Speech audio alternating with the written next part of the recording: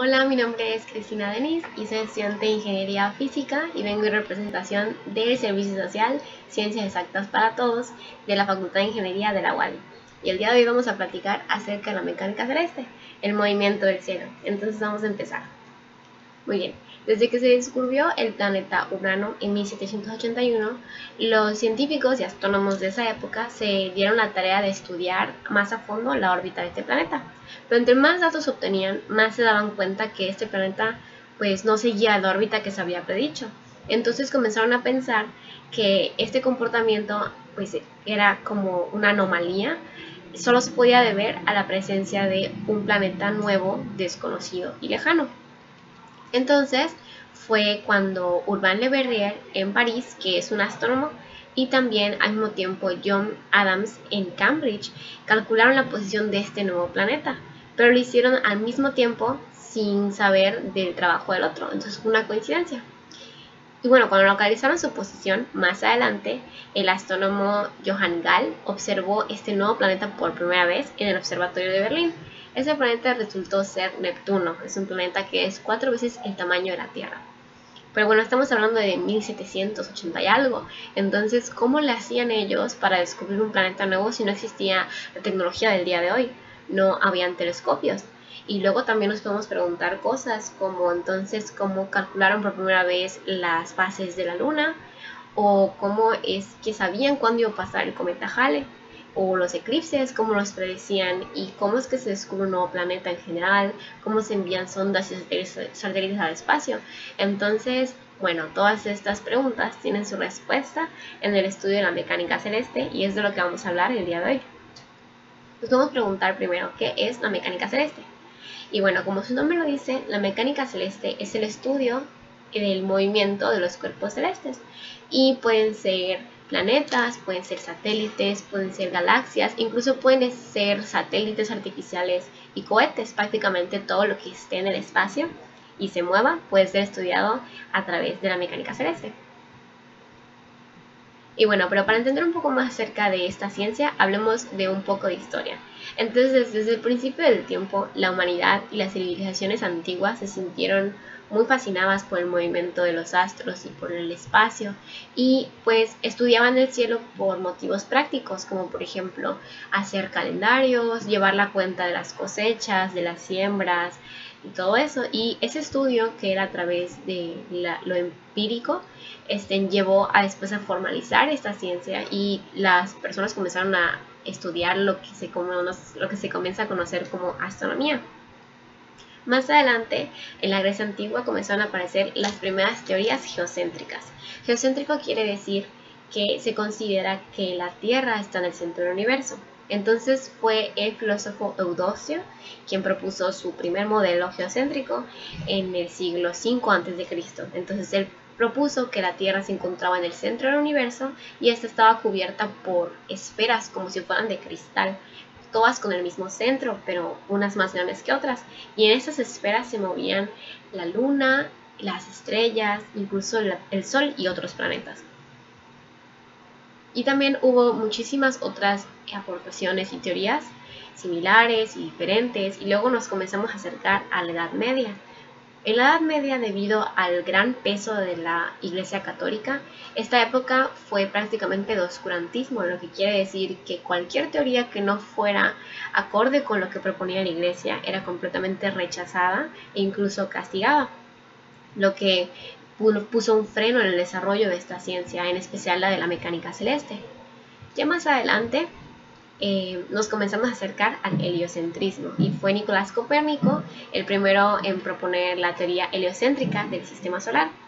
En esta se proponía que ahora no necesariamente la Tierra era el centro del universo, sino que vivíamos en un sistema en el que el Sol estaba en el centro y el planeta Tierra, como los demás otros planetas, orbitaban alrededor del Sol y la Luna alrededor de la Tierra, y era un mejor entendimiento de lo que de verdad ocurría.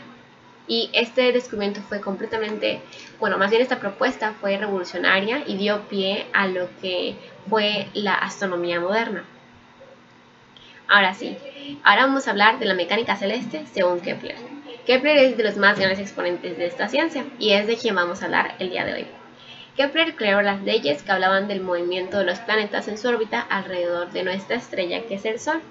Él colaboró muy de cerca con otro astrónomo que se llamaba Tycho Brahe. Esta persona tenía un observatorio muy grande en la época y pues como eran amigos colaboraban y estudiaban al mismo tiempo. Entonces cuando Tycho Brahe murió, todos sus estudios y sus escritos se los dejó a su amigo Kepler, y a partir de ellos Kepler pudo seguir formulando sus teorías a partir del trabajo de Tycho Brahe y también de otras personas y otros científicos del pasado como Pitágoras y Ptolomeo. Y entonces Kepler logró probar nuevas combinaciones geométricas, las que eran diferentes a las esferas o diferentes a órbitas circulares. Él quería explicar los movimientos de los planetas y había uno en particular que le causaba mucha intriga y quería explicar, que era el movimiento retrógrado de Marte. Pero, ¿cuál es el movimiento retrógrado de Marte? Vamos a explicar el problema. Observen en la animación de la parte de abajo cómo la Tierra va más rápido que Marte, entonces la rebasa en un punto y esto hace que en el cielo Marte aparezca como si fuera a retroceder.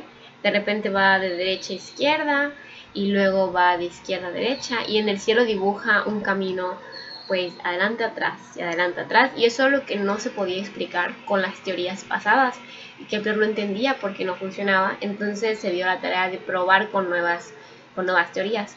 Este fenómeno se llama retrogradación y no se conocía muy bien en esa época.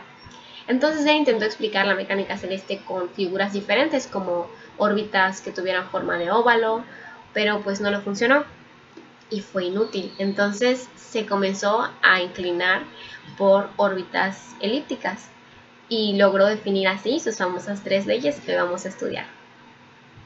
Y bueno, la primera ley dice textualmente: cada planeta se mueve alrededor del Sol en una órbita que es una elipse, en la cual el Sol es uno de sus focos. ¿Pero qué quiere decir todo esto? Muy bien, primero, ¿qué es una elipse? Una elipse es una figura geométrica, es como un óvalo que está estirado de manera simétrica y tiene 2 focos simétricamente ubicados hacia los extremos más puntiagudos de este óvalo. Entonces podemos observar en la imagen de aquí abajo a la izquierda cómo este óvalo especial llamado elipse tiene 2 puntos en la parte de adentro que son focos. En uno se encuentra el Sol y en el otro no hay nada. Y el planeta se supone que orbita alrededor de la estrella en esa forma. En la imagen de la derecha podemos ver el foco número 1 y el foco número 2. En el 1 se ubica el Sol y en la figura de afuera orbita el planeta. Esa es la trayectoria que sigue un planeta, no la de un círculo como se creía antes. Ahora hablemos de qué es la excentricidad. La excentricidad nos dice qué tan estirada va a estar nuestra elipse, qué tan aplastada o qué tan gordita va a estar. Por ejemplo, vamos a verla la imagen de la parte de abajo a la izquierda. Si tenemos una excentricidad igual a 0.93, que es un número alto, tenemos un óvalo muy aplastado como el que está aquí azul. Si le bajamos un poquito la excentricidad y la bajamos a 83, se ve un poquito más llenito. Si le bajamos a 0.6, se ve todavía más parecido a un círculo. Y si nosotros llegáramos a poner la excentricidad en igual a 0, lo que obtendríamos sería un círculo perfecto. Pero recordemos que los planetas no giran alrededor de un círculo, giran como en una elipse, como dijo Kepler. En la parte de la derecha vemos mejor una comparación entre un círculo, una circunferencia, y en la parte de la derecha tenemos una elipse. En la circunferencia hay un foco único que vendría siendo el centro, y en la elipse hay 2. Es como si ese centro se dividiera en 2 y estirara nuestra circunferencia para volverse una elipse, que parece un círculo, pero no es. Para que nos demos una idea, la circunferencia de la Tierra, la órbita de la Tierra tiene una excentricidad de 0.2. Es un número muy cercano al 0, pero no es 0. Entonces se parece muchísimo a la circunferencia, que está marcada en puntos rojos, y la órbita de la Tierra, que es una elipse, aunque no parezca, es la que está marcada en azul. Eso es muy importante. No es un círculo, y esto hace que al seguir una órbita de elipse se expliquen cosas como las estaciones y ya saben, los cambios de clima, los equinoccios, y también rige la velocidad a la que va la Tierra conforme va avanzando el año, etc. Muy bien, ahora que ya entendimos la primera ley, podemos pasar a la segunda.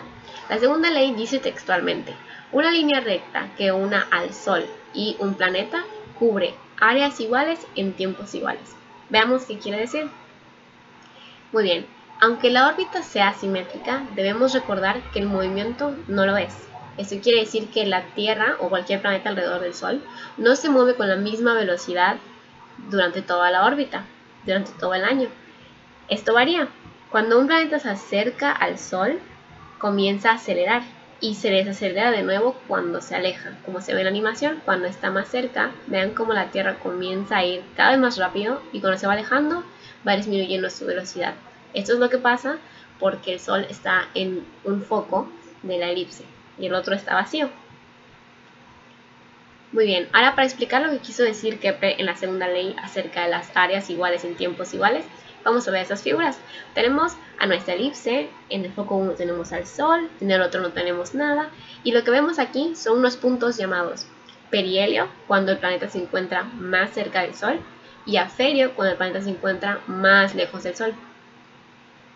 Entonces, si nosotros llegáramos a grabar el movimiento del planeta en un mes, por ejemplo, cuando se encuentra cerca del Sol, y nosotros trazáramos una línea que lo une al Sol y se barriera el área en ese tiempo, tendríamos un triángulo. Y si dejáramos que el planeta avance y se va más lejos, más cerca del afelio, y hacemos lo mismo, grabamos y registramos el área de barrido, vamos a tener dos triángulos que parecen unas rebanadas de pizza. Uno va a ser más chaparro porque está más cerca del Sol y otro va a estar más largo porque está más lejos.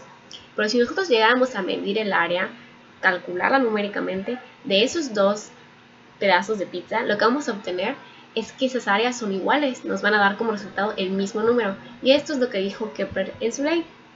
Ahora vamos a verlo con animación. Entonces tenemos a la Tierra que va a ir del punto A a B durante un mes cerca del Sol y vamos a registrar el área que dibuja. Y lo mismo del otro lado, vamos a tener a la Tierra yendo del punto C a D en un mes y vamos a tomar el área de su triángulo dibujado. Y cuando calculemos el área de esos nos va a dar exactamente el mismo número. Ahora vamos a aplicarlo aquí a la Tierra. ¿Cuándo estamos más cerca del Sol en el planeta Tierra? Antes de ver esta ilustración, recordemos que la órbita de la Tierra alrededor del Sol se parece mucho a un círculo, es una elipse bastante poco excéntrica. Pero para ilustrar este ejemplo, le pusimos una elipse muy pronunciada para poder entenderlo mejor. Y sigue aplicando. Entonces, veamos que de hecho nos encontramos más cerca del Sol cuando en el hemisferio norte estamos en invierno. Aproximadamente el 4 de enero, varía un poco año con año, la Tierra se encuentra más cerca del Sol.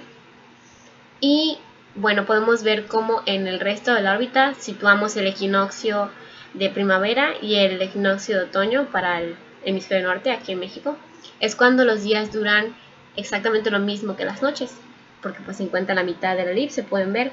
Y cuando estamos en el afelio de la órbita, más lejos, en el hemisferio norte estamos en verano y ocurre el solsticio de verano. Y podemos comprobar que de hecho en el hemisferio norte pasamos menos tiempo en invierno que en verano, y esto es claro porque observen la órbita que se hace de aquí a aquí es más corta que la que se hace de aquí hasta aquí. De nuevo, esta imagen está un poco exagerada, pero podemos comprobarlo agarrando un calendario y contando los días de equinoccio a equinoccio, y nos vamos a dar cuenta que el equinoccio que nos dice cuando estamos en invierno dura 2 días menos aproximadamente que cuando estamos en el resto del año del otro lado. Es un poquito imperceptible, pero se sigue cumpliendo porque de nuevo estamos en una elipse. Ahora, por último, vamos a leer lo que dice la tercera ley de Kepler. Nos dice que los cuadrados de los periodos de los planetas están en proporción directa con los cubos del semieje mayor de sus órbitas. Utiliza palabras muy confusas, pero vamos a ir poco a poco y explicar en español qué significa esto. Entonces, la tercera ley más bien nos está explicando la relación que existe entre los periodos de los planetas y su distancia al Sol. Los periodos de los planetas, como dice aquí abajo, es el tiempo que tarda un astro en recorrer su órbita alrededor de su estrella. Por ejemplo, en la Tierra tardamos un año. Ese es el periodo de la Tierra. Y en otros planetas sus periodos son distintos, y esto depende de su distancia al Sol. Y prácticamente esta ecuación, eso es lo que dice. Relaciona el periodo T1 de un planeta con otro, y la A representa la distancia al Sol, y si se eleva un lado al cuadrado y otro lado al cubo, nos debe dar el mismo número. Vamos a verlo ilustrado. Aquí tenemos una tabla en la que ponemos los nombres de todos los planetas del sistema solar y Plutón y ponemos su periodo en años. Por ejemplo, damos el de la Tierra, es 1. Después ponemos la distancia A del Sol y esta está en unidades astronómicas. Una unidad astronómica es la distancia que hay entre la Tierra y el Sol. Por eso en la columna de la Tierra estamos a una unidad astronómica. Y bueno, los demás planetas tienen esa unidad también. Y en las últimas dos columnas elevamos el periodo al cuadrado, como nos dice la fórmula, que aquí la tenemos. Y elevamos la distancia A al cubo, como lo dice la fórmula, y vamos a comparar si son iguales, como dice Kepler. Por ejemplo, vamos a ver el planeta Venus. Tiene un periodo de 0.616 años y tiene una distancia al Sol de 0.723 unidades astronómicas. Elevamos la t al cuadrado y nos da este resultado, elevamos la a al cuadrado y nos da este otro, y nos da un número bastante parecido, ¿pueden ver? Entonces se está cumpliendo la ley de Kepler. Esto pues puede ser que no lo entendamos muy bien, pero esto nos ayuda a entender cómo entre más lejos del Sol estamos, más lento orbitamos. Vamos a observarlo, por ejemplo, la distancia al Sol de Plutón es de 39.457 unidades astronómicas. Es muy grande y su periodo es de 248. Y si vemos a Mercurio, su distancia al Sol es de 0.3 y su periodo es 0.241. Entonces, entre menos sea la distancia al Sol, menos es el periodo. Vamos a verlo mejor con una gráfica. Aquí estamos con los planetas ordenados según su periodo en días, relacionando su distancia a la Tierra, que se le llama semieje mayor. Entonces vemos que el periodo de Mercurio es de casi 100 días y pues bueno, es el primer planeta del sistema solar. Cuando nos vamos yendo a los planetas en orden, más lejos del Sol, vemos que tardan más días. Por ejemplo, pasamos Venus, Tierra, Marte, tarda casi 1000 días. Y luego nos saltamos a Júpiter, que tarda casi 10.000 días. Y vemos que entre más lejos está el planeta, más tarda en orbitar. En esta animación se puede ver cómo el primer planeta en rosado va muchísimo más rápido que los planetas que están después. Como por ejemplo el de órbita roja, el azul tarda muchísimo más. Y pues esto depende, de nuevo, de la distancia a la que se encuentra el Sol. Entonces Kepler dijo que se relacionan los periodos de los planetas con su distancia a la estrella. Muy bien, ahora que ya entendimos todo el trabajo de Kepler, podemos comenzar a hablar de Newton y la gravedad. Newton, gracias a estudiar las teorías pasadas de Kepler, logró deducir que los planetas orbitan alrededor del Sol gracias a una fuerza denominada gravedad. Fue el primero en describirla. Y con las leyes de Kepler logró desarrollar su teoría llamada Ley de Gravitación Universal. Esta ley nos describe cómo interaccionan gravitatoriamente cuerpos con distintas masas. Vamos a ver qué nos dice Newton. Él propuso esta ley, que es una fórmula que nos dice que la fuerza es igual a la gravitación universal. Esa es una constante y pues depende de las masas de los objetos que estamos estudiando, que son las m, y la r representa la distancia entre ellos.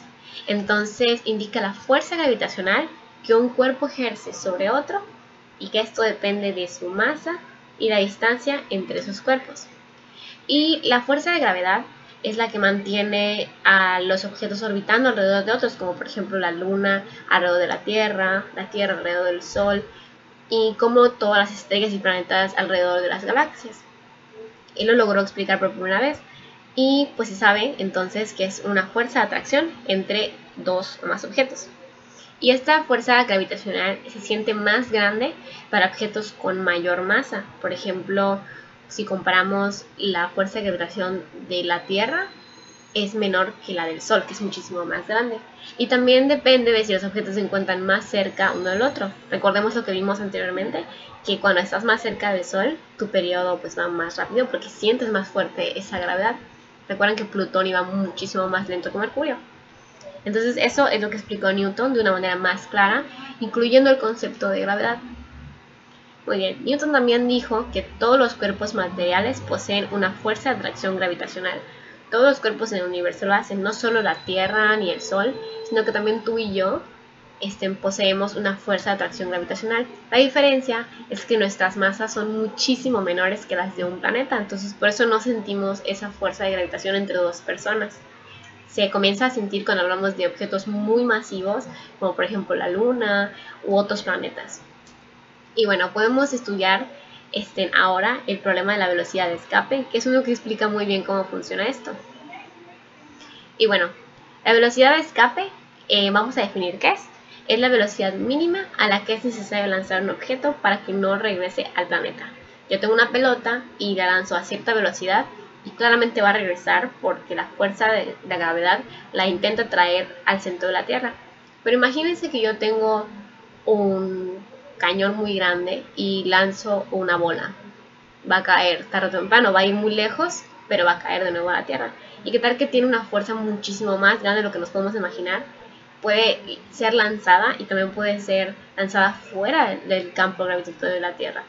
Y bueno, el caso que consideran de la Tierra, por ejemplo, cuando queremos sacar un cohete, cuando la NASA quiere sacar un cohete, por ejemplo, de la Tierra, ¿a qué velocidad tiene que mandar este? Para la Tierra es de 11.19 kilómetros sobre segundo.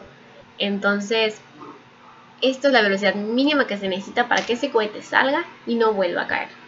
Y en su equivalencia en kilómetros por hora es de 40.280.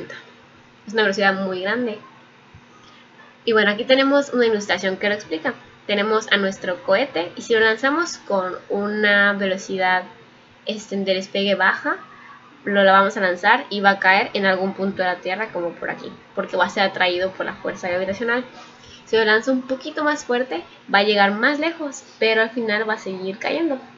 Pero si yo lanzo una fuerza específica, la suficiente para mandarlo fuera de la Tierra, pero no la suficiente para que se vaya lejos, podemos hacer que orbite alrededor de la Tierra. Y de hecho eso es lo que hacen cuando quieren mandar satélites artificiales que quieren que se queden orbitando alrededor de la Tierra. La mandan a una velocidad específica para que no se salga volando, pero para que tampoco caiga de vuelta. Y se queda por siempre orbitando, como constantemente cayendo, pero sin tocar la Tierra. Y bueno, si lo mando a la velocidad que habíamos dicho, como por ejemplo 11.19 kilómetros sobre segundo, ahora sí vamos a poder sacar al cohete de la Tierra y mandarlo lejos. Esta es una animación que nos muestra, por ejemplo, el ejemplo del cohete, ¿no? Tenemos el cohete y lanzo mi bolita con una velocidad baja y cae de nuevo en la Tierra, un poquito más fuerte y cae más lejos, todavía más fuerte y la hacemos orbitar. Y si lo mandamos a una velocidad todavía más grande, lo podemos sacar de la Tierra y se puede ir al espacio exterior. Ahora, no es lo mismo sacar un objeto del planeta Tierra a sacarlo, por ejemplo, de Saturno. Vamos a ver qué velocidad se necesita para cada uno de los distintos planetas, porque se acuerdan que con distintas masas se tiene diferente fuerza de gravedad. Por ejemplo, Mercurio, Venus y la Tierra se parecen en la velocidad que se necesita para escapar, porque sus masas son similares. Pero si vemos a Júpiter y Saturno, se necesita una velocidad todavía muchísimo más grande porque sus masas son muchísimo más grandes que las de estos otros planetas. Y bueno, la de Urano y Neptuno se parecen bastante. Ahora, bueno, al final vamos a decir que Newton logró entrelazar la mecánica que veía aquí en la Tierra con la que veía en el cielo. Entonces su ley de gravitación aplica para cualquier cuerpo. También logró deducir la órbita que la órbita de un cuerpo celeste que va alrededor del Sol depende meramente de su energía. Entonces él dice que cuando un objeto tiene poca energía, sus órbitas se parecen a la de un círculo, y cuando tienen energías muchísimo más grandes, sus órbitas van a ser ya no elipses, ya no se van a parecer a círculos, van a aparecer más unas formas llamadas parábolas o hipérboles, que son unas cosas muy alargadas, unas trayectorias muy alargadas. Y por ejemplo, cuerpos con mucha energía con estas órbitas son los cometas. Y bueno, con toda esta información, ¿hacia dónde vamos? Hasta el día de hoy todavía no se entienden por completo las ecuaciones del movimiento celeste. Son cada vez más complicadas cuando hablamos de sistemas de más cuerpos. Vamos a hablar de dos cuerpos, por ejemplo la Tierra y la Luna, pero cuando se meten otras cosas como más estrellas, más planetas, por ejemplo en galaxias, los cálculos se vuelven muy complicados y las científicas y los científicos del día de hoy, para hacer esos cálculos que son muy difíciles, incluso necesitan computadoras especiales. Y bueno, todavía la mecánica celeste tiene muchísimo que dar, todavía hay mucho por descubrir y pueden pasar décadas, incluso siglos, para que podamos estudiar sistemas muy complicados con estas leyes. Pero lo que sí sabemos es que hasta el día de hoy, por ahora, la mecánica celeste nos ha dejado llegar a la Luna y nos va a dejar visitar Marte por primera vez, nos va a permitir visitar la Luna otra vez y también nos va a seguir permitiendo mandar telescopios y otras cosas al espacio para seguir descubriendo nuevos mundos. Y bueno, eso fue todo por hoy y les agradezco por su atención y espero verles pronto. Bye.